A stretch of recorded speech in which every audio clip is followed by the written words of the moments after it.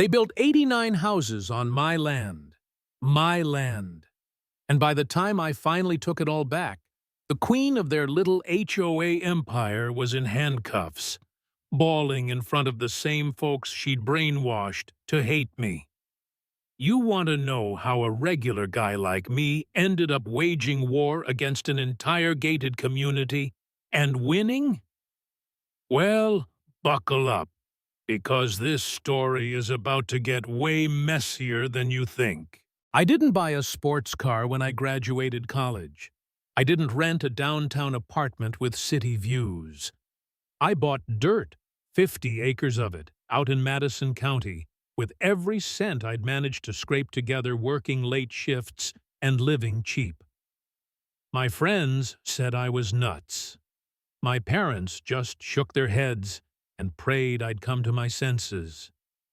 But I had a plan, a clean deed with my name on it, and a vision that someday that land would be worth more than all their condos put together. 7 years later, I rolled up to check on my investment. Maybe finally get moving on building something. And what do I see? Not my fields, not my old tractor shed. There's a wobbly wooden sign reading Whitlock Meadows, HOA of Order and Peace. 89 cookie-cutter beige houses, lawns clipped within an inch of their lives, and a dog park right where my well used to be. Someone even put up a statue of Pamela Whitlock. Yes, she named the neighborhood after herself, standing proud next to a brand-new mailbox hub. My stomach dropped. This couldn't be right. I pull up to the gate, fumbling for the deed in my glove box, hands shaking. A security guard steps out, eyeing me like I'm there to rob the place. "Do you have business here?" he asks. I hold up my deed, try to explain, "This is my property. I own this land." He just laughs, radios someone, and tells me to wait. "We've got another one claiming ownership," he says into the radio, like I'm one of many crazies. Then she arrives, Pamela Whitlock, HOA royalty in all her glory.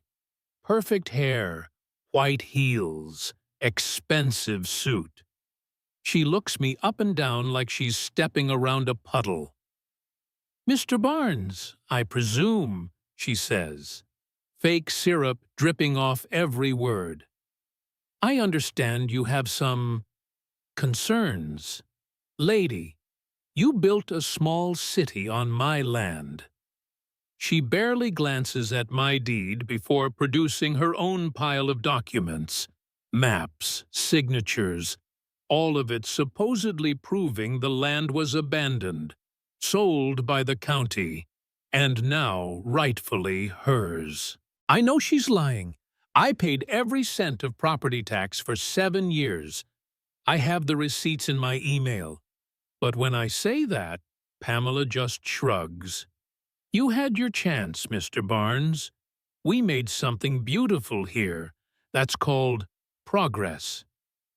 Behind her, a couple of neighbors watch, suspicion turning to anger as she announces, loud enough for them to hear, that I'm just some scammer trying to steal their homes. She orders the guard to escort me off my own property, and for a second I swear I might snap. I sat in my car outside the gates, my entire future fenced off, thinking maybe this is what losing feels like. But then I called Jack, my old college buddy, now a lawyer, and once he stopped laughing, he promised to come over and help me burn it all down, legally.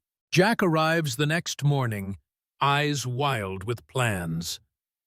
"First things first, we need to get inside, see what Pamela's really hiding." He flashes a borrowed resident pass.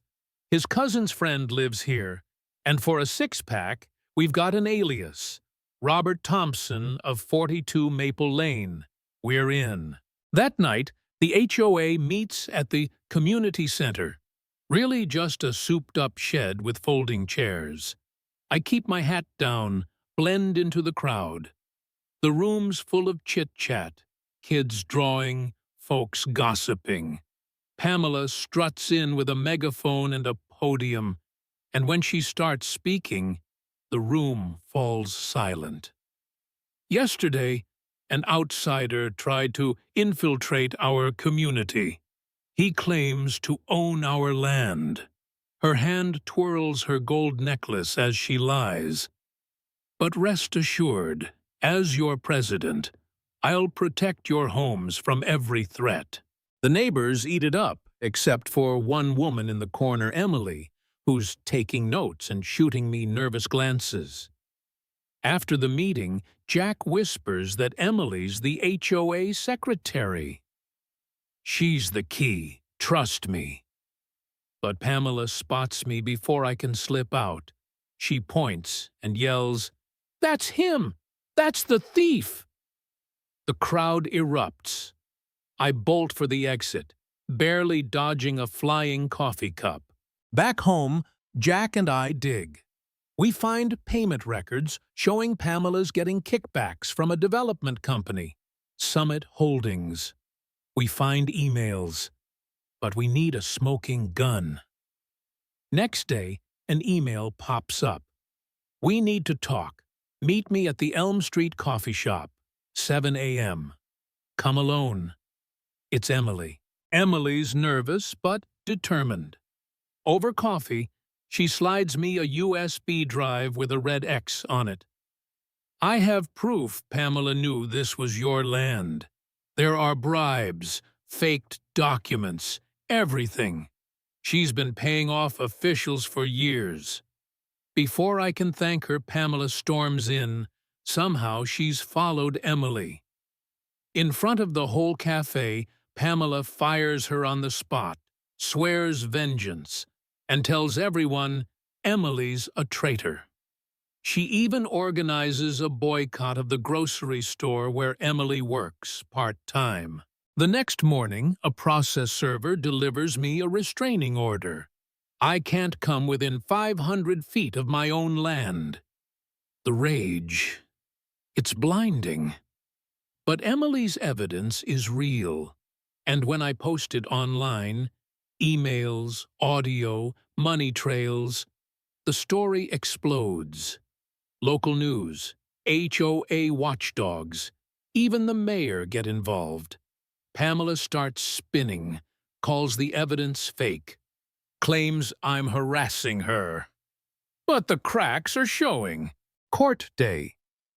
Pamela shows up with 3 lawyers and crocodile tears, spinning a story about me harassing a peaceful community. Her attorney waves some ancient county map around, swearing the land was public, and the judge buys it. Rules against me, wipes out my savings, and the crowd cheers Pamela like she's Joan of Arc. For the first time, I think about quitting. But then I find an old notebook from when I first bought the land, full of dreams, sketches, the raw hope of a 25-year-old. I get angry all over again. With Jack, we hatch one last desperate plan. Go straight to the people. We crash the next HOA meeting, projector in tow. Pamela's mid-rant when we hijack the agenda. First slide, my original deed, side by side with their map. Perfect match. Next, Emily's emails proving Pamela lied about ownership. Last, a video of Pamela in her office, signing contracts, muttering, "Just get me the fees." The room goes dead silent. The mayor's there too, arms folded, taking notes. Pamela tries to play a doctored video of me looking violent, but Jack plays a full audio recording, her voice, bragging about the land grab, calling the residents useful idiots. The room turns on her in a heartbeat. She lunges for the projector, yanks out the cord, but it's too late. Her power's broken. Residents start demanding answers. Someone finally pulls down her tacky sign. But Pamela's not done. She tries to sell all 89 homes to a backup buyer in a last-ditch scheme to cash out before the law catches up. So Jack and I pull our wildest move yet. I pose as a rich, out-of-state investor, offer to buy every house. Pamela, desperate, spills everything on tape, brags about the bribes, the land theft, how she crushed that loser Barnes in court. The kicker? She's holding my original deed while she's saying it. That recording is our nuke. The next trial, the evidence is ironclad.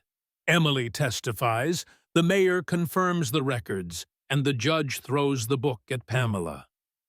HOA is dissolved. The houses are mine. Pamela is sentenced to 5 years in prison. The neighbors, now my tenants, get fair leases. Emily gets a fresh start, and me? I finally sit back on my own dirt, cold beer in hand, watching the sunset over land I had to win back twice. So, if 89 houses popped up on your land and the whole world told you to quit, what would you have done?